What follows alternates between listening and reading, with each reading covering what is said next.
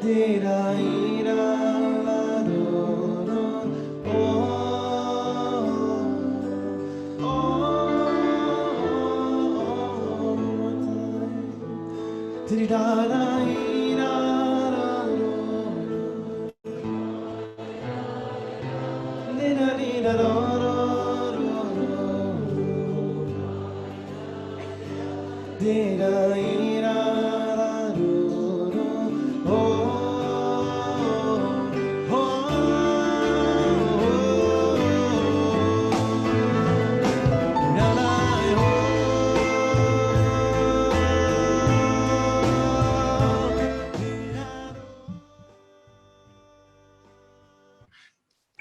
evening, everybody. Good afternoon, wherever you are.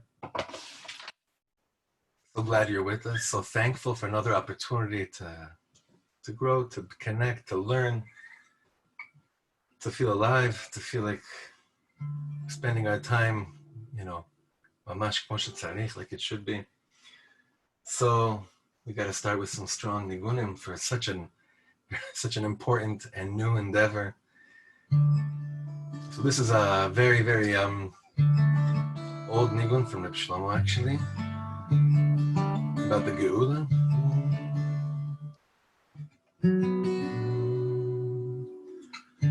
Oy oy boneh hamigdash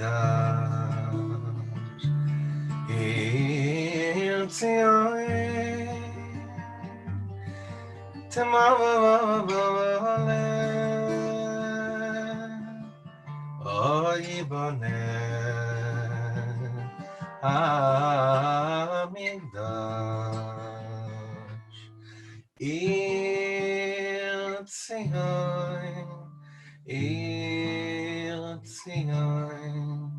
Temoleh V'sham nashir shir chadash V'sham nashir shir chadash V'sham nashir shir chadash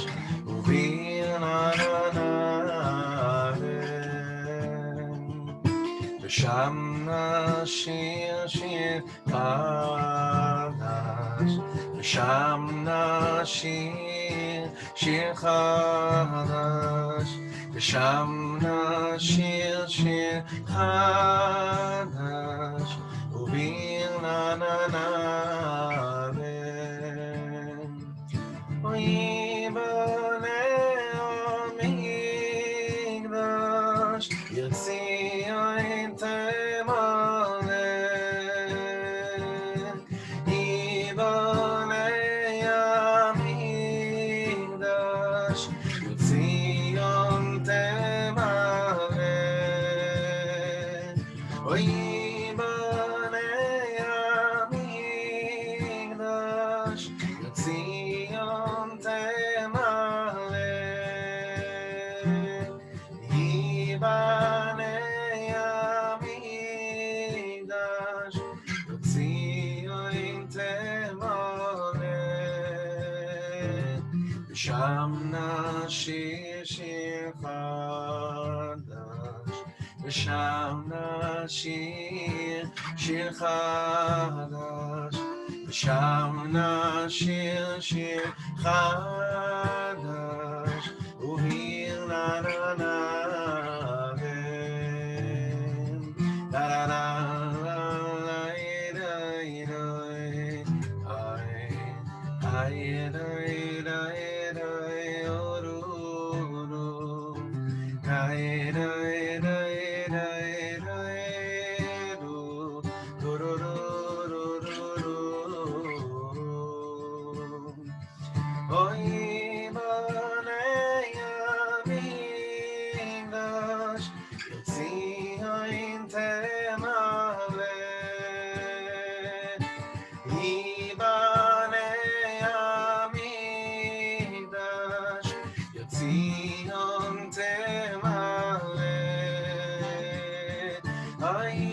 Yibanei amigdash Yirtzion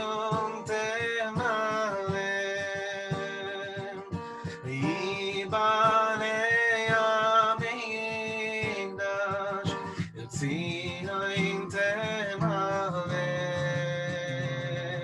ושם נשיר שיר חדש, ושם נשיר שיר חדש, ושם נשיר שיר חדש, וביר נעלה. I'm just remembered of another Yibon Amigdash I want to sing with you, for you. And this is an old one that I wrote with my brother many years ago. We recorded on our first album. I don't know how many of you know this one, but it's an oldie and a goodie.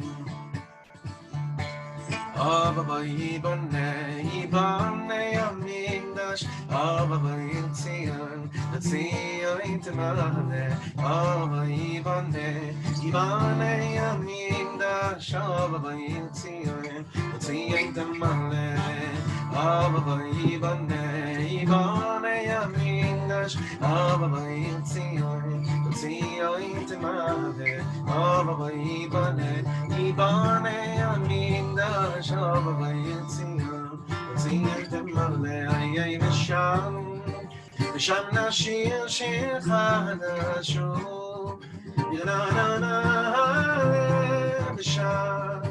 ושם נשיר שיר חדש, אוי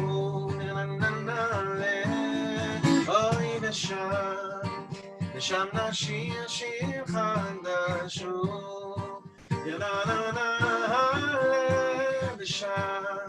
ושם נשיר שיר חדש,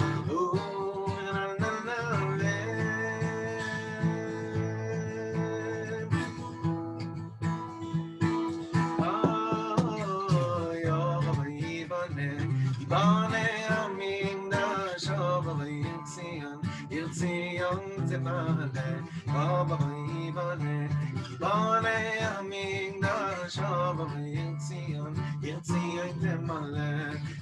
חדש, ושם נשיר שיר חדש, אוי ושם נשיר שיר חדש,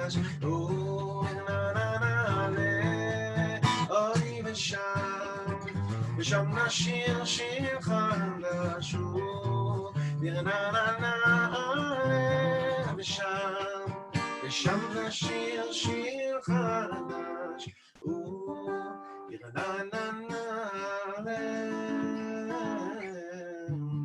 Wow, been a while since I got so excited to sing a nigga that I haven't sung in a while.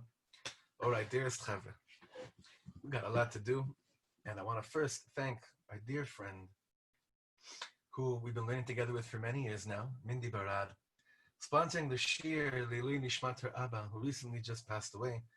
This shir is Leilui Nishmas Meir Yeshua Ben Asher Anshel HaKohen. It's Neshama Shirav and Aliyah. He should be a Meir Litziosher, and us he should look down at his children, his grandchildren, and even right now during this year, that he should look down at what we're trying to connect to and go right on knocking on heaven's door and be a Meir Litziosher on all of us and say, Ribono Shel Olam, please, please, please, please reveal yourself, and please bring the whole world to a state of Geula, of redemption. I also just want to mention Yael Miller's Abba, whose yahrzeit is actually tonight. And I also want to have him in mind. We have Avraham ben, one second, I'm going to get the name. Avram ben Ze'ev Yehuda, also in his memory. So we have a very big topic to cover. It's the topic of our lives. It's what all of us want to be in tune with.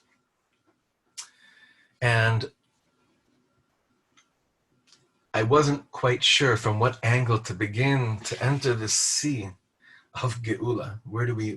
How do we begin? There are so many different ways. There's so many different angles There's so many different entrances.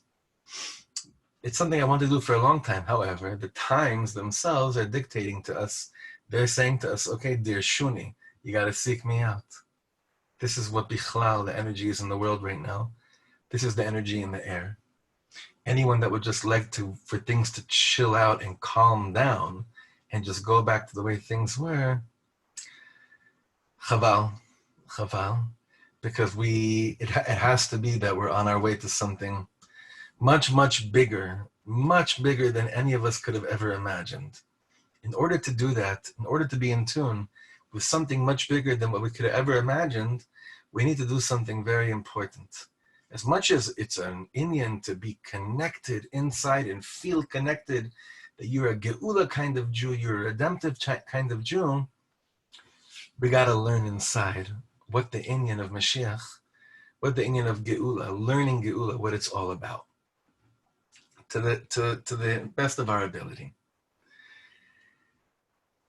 2 or 3 weeks ago, an article came out by Rav Lupiansky's, my brother's Rosh Yeshiva, Aaron Lupiansky, one of the most incredible, not just geniuses, but from the little that I know of him, what a schut our door has to have such a Rav, to have such a tzaddik. And he put out an article that was entitled, Sometimes Mashiach Isn't the Answer. I don't know how many of you saw it, and I want to explain why I recommend to read it. I don't recommend to read it because I feel that that's exactly what's going on, me the Katan, right? As if it's like, I want to share my opinion. I don't want to share my opinion. I want to cry with you. And in order to be able to cry with you over this and learn at the level of crying, we need to see everything. So the article that Rav Lupiansky put out entitled, Sometimes Mashiach Isn't the Answer, was more or less explaining how people's reaction to what was beginning to take place in America and then in Eretz Yisrael, or I guess in Eretz Yisrael and then in America with the pandemic, suddenly there was this thought, there was this feeling in the air that Mashiach must be coming because of what was happening in the world, because of sarot happening, because of tsaras, because of trouble, because we were suffering. And therefore, the immediate response that a Jew has when he sees that sarot is coming over him, what do? You go to the Mashiach, you pull out the Mashiach card. When things aren't so difficult, do you pull out the Mashiach card? You don't even feel like you need it so badly. I always share with you the famous story that they once asked the Rav Shitzer Rebbe, who was around in the time of he was the Talmud of the Chozeh of Lublin, and you remember how in Lublin, in the time of the Sir of Lublin, there was such a tremendous concentration of Kedusha in one place. By Lublin, that's when the game was on. And there were so many Rebbes at the same time in the same place. And the question was that they asked the Rav Shitzer Rebbe, Rav Naftali Tzvi Ropshitz, after that tkufa, after that period, they said to him, how could it be that you guys didn't bring Mashiach? And he said, I'll tell you the truth. It felt like Mashiach was there. It felt like Mashiach was already there. So there wasn't this like pull to like, oh man, we need Mashiach so badly. Now, I did hear in the name of Rav Weinberger that although it's true that sometimes maybe sometimes Mashiach, maybe you could say sometimes Mashiach is not the answer to anything, but Rav Weinberger said that the more one speaks about the Geula and learns about the Geula and gets people excited and yearning for the Geula, for the redemption, that itself can cause it to come even if it wouldn't have otherwise.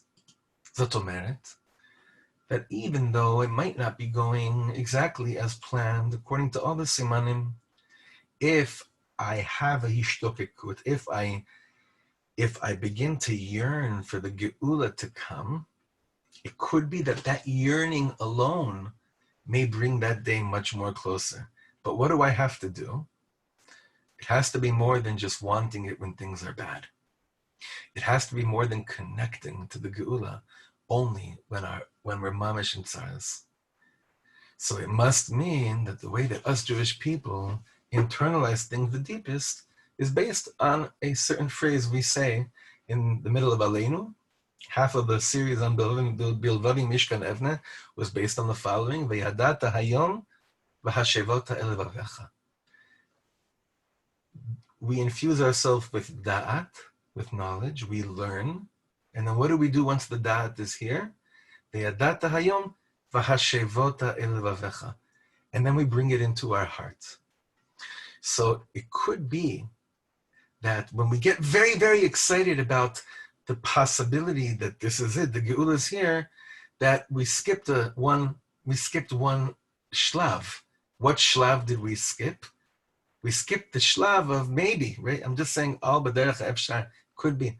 It could be we skipped the shlav of da'at, of knowledge, of learning about what it means to have a yearning for Mashiach. Aside from wanting the world to be much better than it is now, it seems like we always go straight to the heart.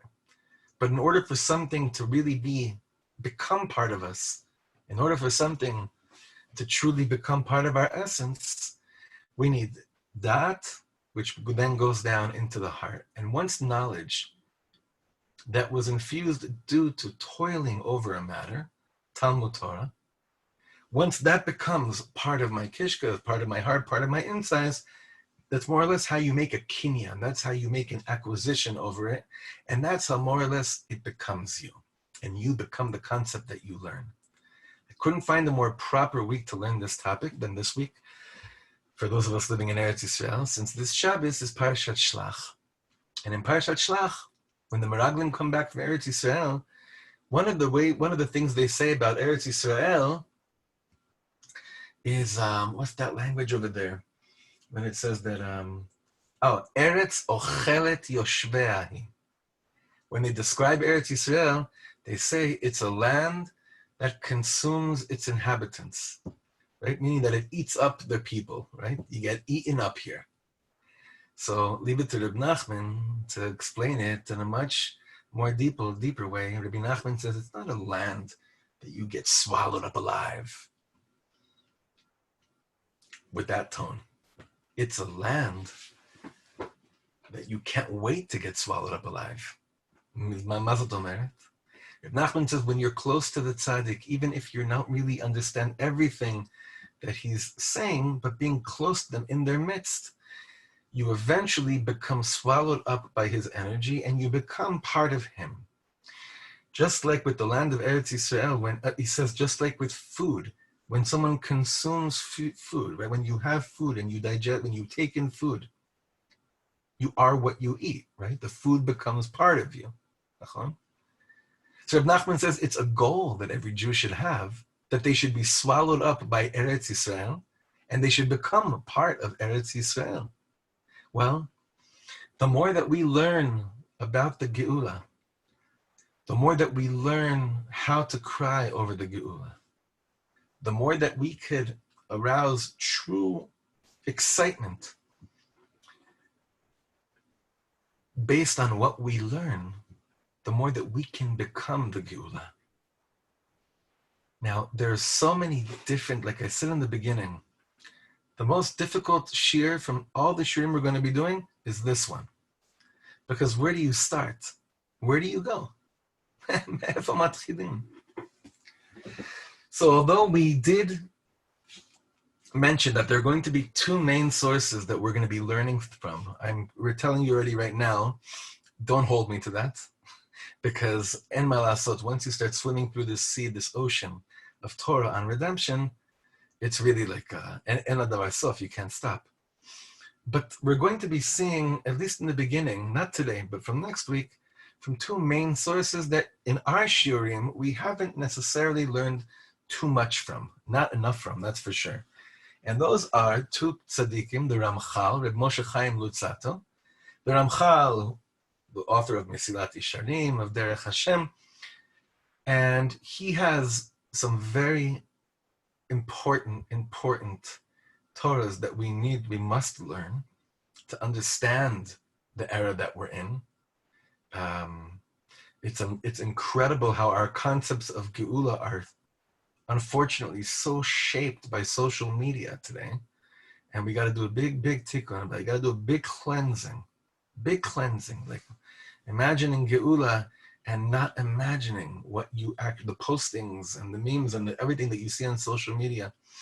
How about like getting the Ramchal to be the person that's presenting before us a longing for Mashiach? So one of the tzaddikim we're going to be learning from, Bezrat Hashem, will be the Ramchal, and the other is the Gra, the Gaon of Vilna, Rebbe Eliyahu HaChassid, right? However, there is no way that we're not going to dabble in the world of the Rebbe, of the Lubavitcher Rebbe, and Mahasot. And there's no way that the Tzaddik Rav Kook is not going to be part of our learning as well. But the two main ones that we're going to be focusing on really will be the Ramchal and the Gran. It's very exciting. It's very exciting for me personally, because if I had to like assume in today's generation, whose Torah do you need in order to get to Mashiach? The answer I would give is everybody's. Everybody. The days of one derech are toast. They're done. It's not that it was wrong. It played its time. Today, we need everybody. And I don't just mean all the Hasidic Rebbes, even though we believe fully in the derech of the Baal Shem Tov, of course, but the Torahs of schools of thought that not necessarily labeled under the names of Hasidus are Divrei Elokim Chaim. We must immerse ourselves in the world of the Chazon Ish, of the Chassam Sofer, Reb Yonason Eibshitz, Reb Chaim Volozhiner, Nefesh Chaim, it's the Netziv. We have to take from them all. So Dafka, this year that we're going to be taking from the Ramchal and the Gra, I'm going to try as much as I can to stick to that, at least in the beginning. But I don't promise anything, because this topic is the most exciting one that we've really had the privilege of delving into in quite some time. Now, in order for the learning that we're going to be doing to be as mashmauti as possible, as mashmauti, as meaningful as possible, we need a seder. We need a seder. We need to make some kind of an order for the curriculum of this year. Now, when you start thinking about Mashiach, there are other concepts and terminologies that we're not quite sure how they fit into the picture. What I wanted to do for the next few minutes, it's not going to be too long, but for the next few minutes for tonight is to begin the foundation of this building of Geula with making a little bit of order to us, to explain certain fundamental concepts which we must understand to the best of our ability. And it's okay to admit if we really didn't understand it until now. So I have 4 concepts to put on a piece of paper on the screen, and that's it. That's all we're going to try to understand right now. In order to understand Mashiach, in order to understand Geula, as you see in front of you, Gan Eden, Ikvesa de Mashiach, Yemosa Mashiach, and Olam Haba. Okay. 4 things that this is terminology we know since we're little children. This type of talk shows up in every single shir. Any kind of talk about the Geula, about anything, you have concepts like Gan Eden, Ikvesa de Mashiach, the heel of Mashiach, the days of Mashiach, and Olam Haba. So if you want to take notes right now, it might be helpful. I usually don't encourage taking notes too much, because I find that you might have things written down, but not al luach libecha, not in the heart, not on the luach of your heart, but rather on a piece of paper. But for today's shir, it may be helpful if in the beginning at least, we get a little bit of clarity and defining the terminology that we're under the assumption that we really understand. Now, another warning, just a word of caution over here is that I guarantee you that if you take the words Gan Eden and you look it up in 20 different Torah dictionaries, you'll get different answers. not contradicting answers, but different answers. What I try to do, to the best of my ability, is to present before us the most common understanding of these basic terms. We need to understand these things in order to build our building of Geula. So let's start with the first one, Gan Eden. Gan Eden is a geographical location that we're first introduced to in the Torah, smack in the beginning. It's the first place that we know of as a place that exists, more or less, with human beings being there. So Gan Eden, what does Gan Eden have to do with us? Well, a few questions. When you die, do you go to Gan Eden? Who goes to Gan Eden? And in the context of our shir, if Mashiach comes before you die, then is there still Gan Eden? Well, let's begin to understand a little bit what this means. So after a person passes away, Be'ezrat Hashem, he or she merit to go to Gan Eden. And according to our Emunah, it's based on how much of Gan Eden was I living down here in this world.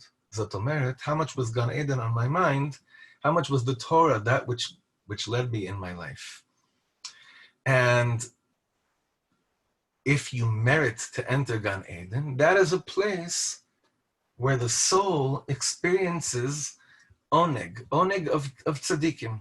Oneg means pleasure, where the soul experiences a realm of pleasure. But according to most sources, this is what's called a tachana zmanit, which means a temporary stop.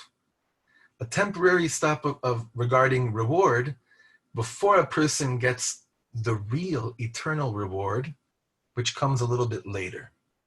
So based on this, what's Gan Eden? Gan Eden is this first stop, hopefully, that after 120 years, the soul goes back to Chadesh Yamim Kedem. The soul goes into, we'll explain a bit better, a little bit later what Gan Eden, what Gan Eden means in this context. But for now, al derech hapshat, a place where the soul, a soul derives pleasure, what's called ta'anugei hatzadikim, like with the pleasure of tzadikim. But again, it's a temporary stop where you receive reward before the big reward that's to come. Aleph. Bet. Ikvisa de Mashiach.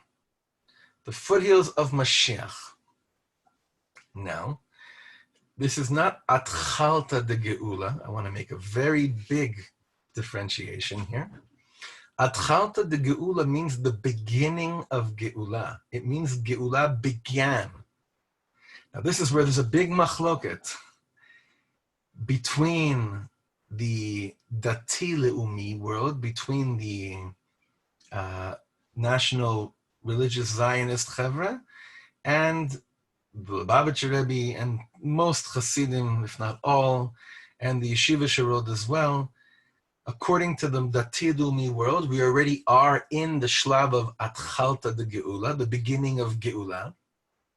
But according to the Rebbe and according to the other tzaddikim, this is not the beginning of the Geula because the Rambam gave us a clear description of the shlavim of Geula, of the phases of redemption, which we will learn in future weeks. But according to both camps, I'm more interested in what everyone agrees on and not to point out machlokets. According to both camps, we are definitely in the shlav of ikvita de Mashiach. That means like right before the big party begins. Ikvita de Mashiach. And this tkufa, before Mashiach is coming, this is what it's called. And it's a very hard stage. Because on the one hand, you can sense something is going on. Hashem Yisbarach showed us right now, in the last few months, he could shut down the whole world overnight. The whole world. Because Baruch Hu can change the reality of every person's life in the world like that. So something's happening. But the way we understand it by our sages is that in the period of time of Ikvisa de Mashiach, the values of the old world begin to just plummet. That which was like the moral ethics of the world, what people, turned into like the holiest avodas Hashem, the Havdil, the arachim, the values of the old world begin to just crumble down as a preparation for the new world of Geula. If that's not what's happening now, I don't know what is. But it's happening on both sides. You have, on the one hand, certain values are crumbling down, and Meshugana values are now emerging. But you also have a reemergence of lost art, of lost passion, of lost expression of individuality, which is now being restored within the Am as well.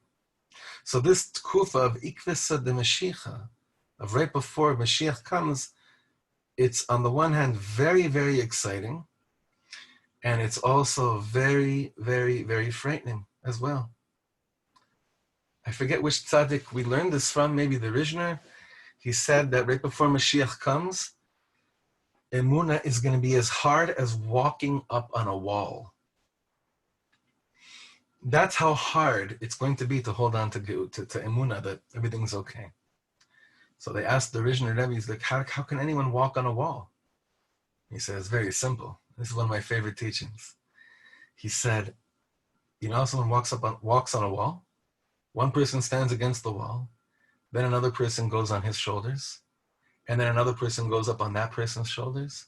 And then another person goes up on that person's shoulders. That's how Yidden walk up walls. So Reb Nosson Breslev taught us something very important regarding this shlav and this teaching, that I want you to open your hearts like mad, because it'll probably answer many questions that at least 90% of us have had regarding the uniqueness and the specialty of our time. It's brought down by Reb Nosson that the question is, how could it be that Mashiach is about to come, like Lamaisa, if we lived in a world with such great tzaddikim like Moshe Rabbeinu, like Yeshua, like the Nevi'im, like the Shoftim, like the Kohanim Gdolim, like the kings, like David HaMelech, like the Baal Shem Tov, like Rabbi Akiva, like the Gram. What, now he's going to come? So Reb Nosson gave a whole parable, which we learned once, but the point of the parable was that each one of those great tzaddikim came to conquer the city, to end Galut, and each time they came, they chucked down the wall stronger and stronger. They put more cracks into the wall, into the mechitza that divides us and utmost revelation. And each one came and charged there with their light, and they tore down more of a wall, more of a wall, more of a wall. All that's left for us now is to just give one final, and the whole thing will crumble down. But don't get stuck in your illusion thinking that it came down because you went like that. You were able to give a nice blow and the wall to come down only because it's been hit so many times. That's basically what Ikvisa de Mashiach, the period of time of Ikvisa de Mashiach, is all about. So if that's Ikvisa de Mashiach, if that's like on the foothills of Mashiach, then what's Yemot HaMashiach? Well, we're going to be spending hopefully the next 80 years learning about it. Actually not. I hope we don't have to learn about it too much. I hope we'll learn about it enough till it starts to become the way we live and the way we experience just about everything in the world. But Yemot HaMashiach is one shlav before Olam Haba. So I don't want to explain Yemot HaMashiach tonight because the Rambam is going to explain it to us clearly.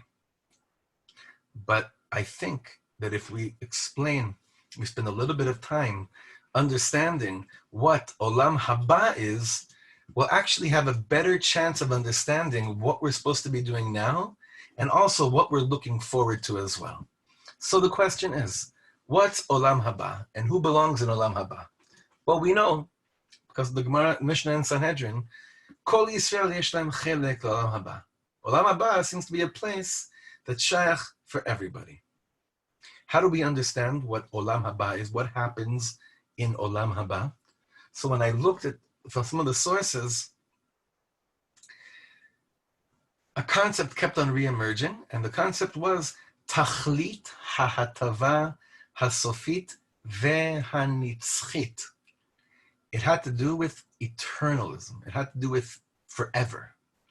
The place of forever good, of forever bettering for us. Olam Haba is the place of the complete idun haneshamot. That means the most highest refinement of souls. This is after Yemos HaMashiach. And Olam Haba is this place where it eternally just gets better and better forever. Now, when you and I speak about better, or we speak about hana'ah, enjoyment, let's pretend for a second that the first thing that comes to mind is not an all-you-can-eat buffet, or anything that has to do with Olam Hazeh. Hopefully, we've gone higher than that. You know, when I was a kid, there was a store in Los Angeles. There was a pizza shop in Los Angeles. I just saw that the stores on the same street were all looted this week.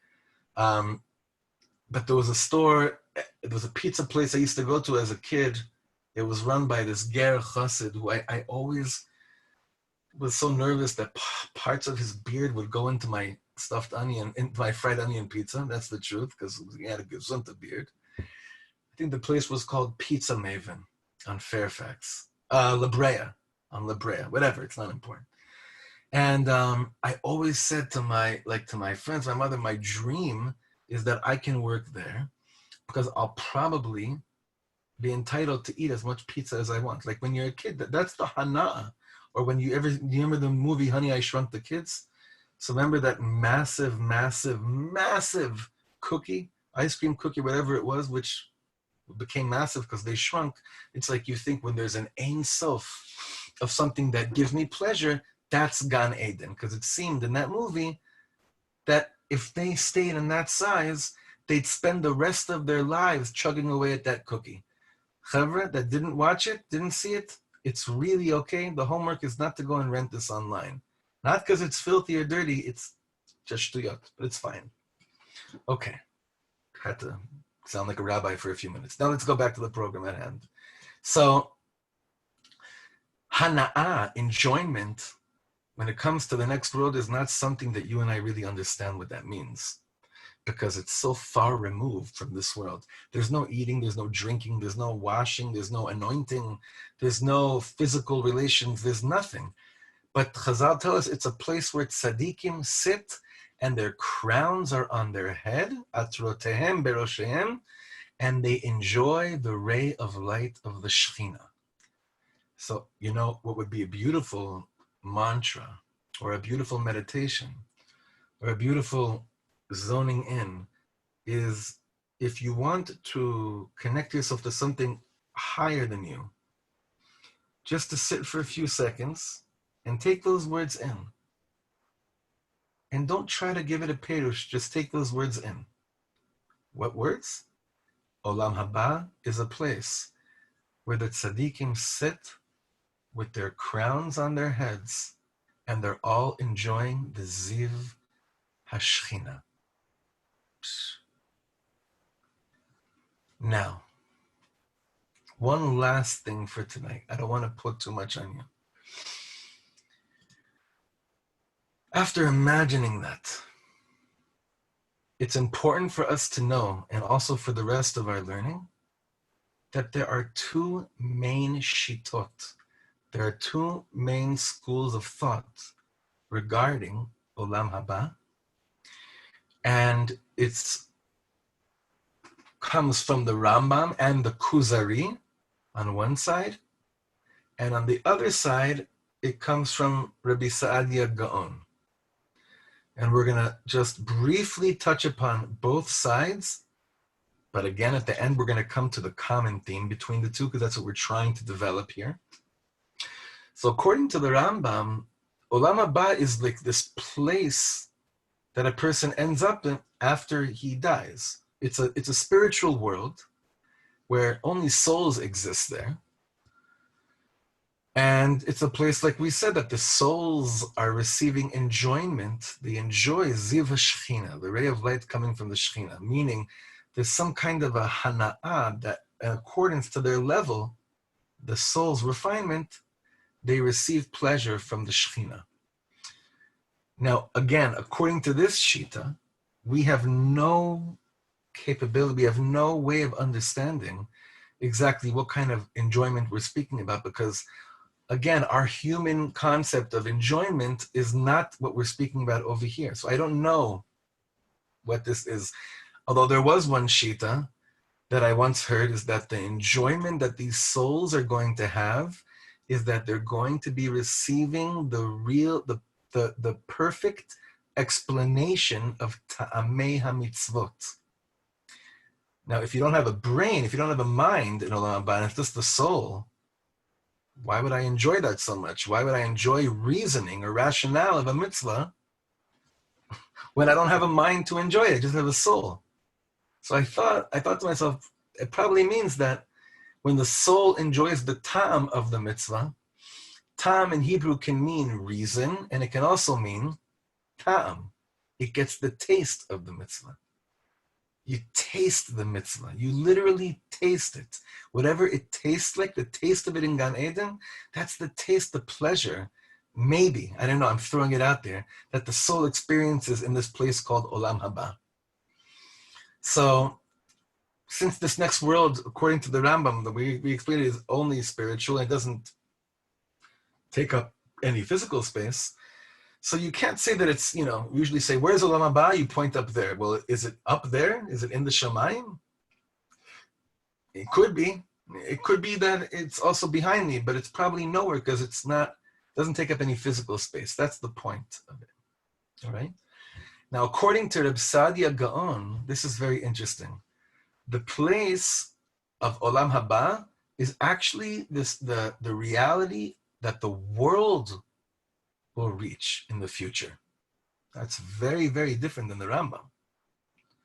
He says it's the Olam Haba is the situation to which the world will arrive at in the future. And only then, after a certain amount of years, Mashiach will come. And afterwards will be Tchias HaMeisim. And after that, the world will be destroyed. And instead of that, a new world will be created where all people will receive reward. And according to this Shita, the Olam Haba will actually be something that we experience with a body. It's very far out. Meaning, physically speaking, we will experience Olam Haba. And also in this situation, of this definition of Olam Haba, people will keep mitzvahs.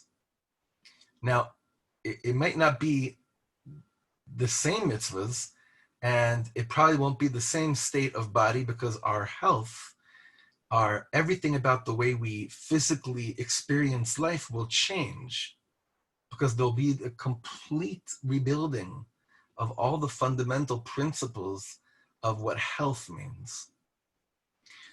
So, some people feel like they've witnessed this when they go to a rainbow gathering. There's a complete new understanding of how things work, right? Some people have this in other areas, whatever. But no matter what way you look at it, now we just showed two very different situations. According to the Rambam, this place called Olam Haba has nothing to do with here. It's a spiritual world. It doesn't take up space. The hana'ah, the enjoyment of it, is something that has to do with the neshamas receiving light from the Shechina. And according to Reb Sadia Gaon, it's something that's going to happen to the state of the world in our physical bodies while we still do, even if it's different, but we're still keeping Torah and mitzvahs. But what's the common thing between the two? What's the machana meshutaf? What's the common denominator? And this is what I want to end on, and this is what I want us to focus on as well. Because we say all the time, Kol Yisrael yesh lam chelek la'olam haba. Shne'emar ve'amech kulam tzadikim la'elam yushu aretz netzer mata'ai ma'aseh yadai litpa'er. What does it mean that everyone has a chelek la'olam haba? Well, according to both the Rambam and Reb Sadia Gaon, The Olam Haba is nitzchi. That's the word we started with, and that's the word we're going to end with. What does nitzchi mean? Nitzchi means it's forever.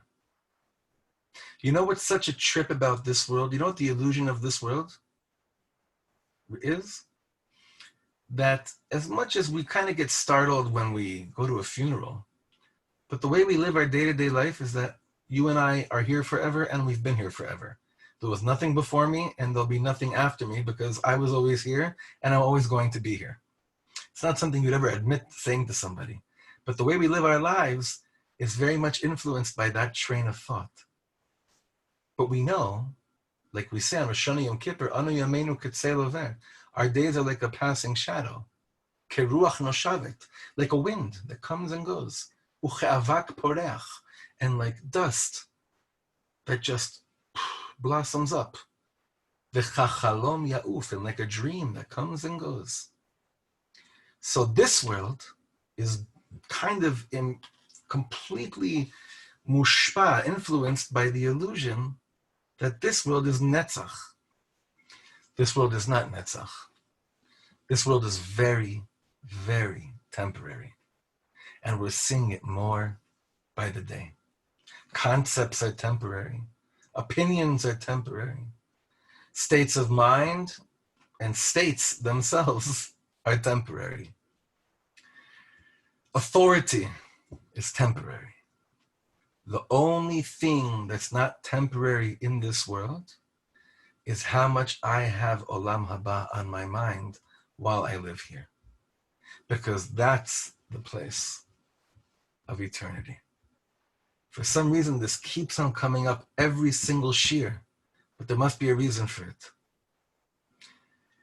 And the truth is, I only see a few of your faces, but one of them that I see is my dear, dear sister, my dear friend Judy brought, and her husband, who was my best friend in the world, Rav Shalom, who I think about every single day, and I talk about him every single day, was a yid that was so busy while he was in this world preparing himself and everyone around him for the real world, for Olam HaEmet, for Olam Haba. It's brought down by a number of Breslover Hasidim from the previous generation. Big giants, huge giants. I'm very excited. I'm trying to hold myself back from one of the courses we're going to be starting in Elul for next year, but you'll be hearing Bezrat Hashem a lot about them. A few of these giants passed away quite close to each other time-wise in the late 80s. And their wives they more or less gave the same eulogy where they said, whatever their name was, Shmuel, Levi Yitzchak, you're now entering the place you prepared for your whole life. That's what they said. Now that doesn't mean that you're not supposed to be alive. It means you're supposed to be really alive. And the extent of being alive in this world is in accordance to the extent that you have the Olam HaEmet in front of you. That's considered real living. That's what it means to really be alive. Now, according to both Shitot, both by the Kuzari and the Rambam and Reb Sadia Gaon, that place of Olam Haba is permanent. It's eternal. It's not, you don't go back after. There's nothing, it's not like, you're out. It's there. It doesn't end after a certain amount of time. And it's hard for us to understand these concepts because everything about us is human, which means it's finite, right? But I once heard from Reb Shlomo the following statement, and we're going to end with this. He said, how do you know that you're experiencing a holy moment? He said, you know that you're experiencing a holy moment if you'd be okay with this moment never ending. If you're okay with this moment ending, it means it was a sweet moment, but it wasn't necessarily a holy moment. But what's a holy hug, right? Holy hug is when you hug someone and you don't want to let go. That's how the Alter Rebbe explains Kafa Aleim Har Kegigis, like the mountain came onto us on Har Sinai. He doesn't say it was Jewish religious coercion. He said it was a hug that Hashem didn't want to let go of us. Holiness is when I could be in a shir, I could be learning, and I'm really okay if it doesn't end. A holy nigun is one that you hope never ends. A holy Shabbos table is one that you don't look at your watch. Not because you're working hard not looking at your watch, but because your watch doesn't exist. But then the other voice says, but you live in this world, you got to be in this world, you got to be connected to this world, don't fly out too much. Don't disconnect yourself too much from reality. We need you here in this world. Olam Asiyah, Olam Asiyah. That's what the world we're in. That's the world we were shoved into. Noach lo Adam shelo nivra, the Gemara says. It would have been much more easier and comfortable for you and I had we not been created. But you know what? We're here. We're here. And while we're here, we have to tune into being true people of victory. And in Hebrew, Netzach doesn't just mean forever. It also means to be a victor, to be someone of winning. Menatzeach. It also means to conduct. A menatzeach is a conductor, right? So this world, Olam Haba, so the way we saw it tonight is just to give us just a little bit of a concept of where are we going towards. So again, Gan Eden, a place we were once in, and a place that Bezrat Hashem we will get to again. Next week, hopefully, we'll touch on the question we raised in the beginning of the shir. Well, if Mashiach comes, do you need Gan Eden? Because it seems that it doesn't really have a role over here in the order of things, right? So Gan Eden, Ikvesa de Mashiach, which is where we're all at right now. Yemosa Mashiach is the place that we're longing so hard to have a ratzon to live in, to bring to the world, which then leads us to a state of Olam Haba, of the next world. So I know this was a little bit different than what we're used to, but those of you that have your cameras on don't look like you're sleeping, and those of you that have your cameras off, I'm gonna assume that you're awake. This is big stuff.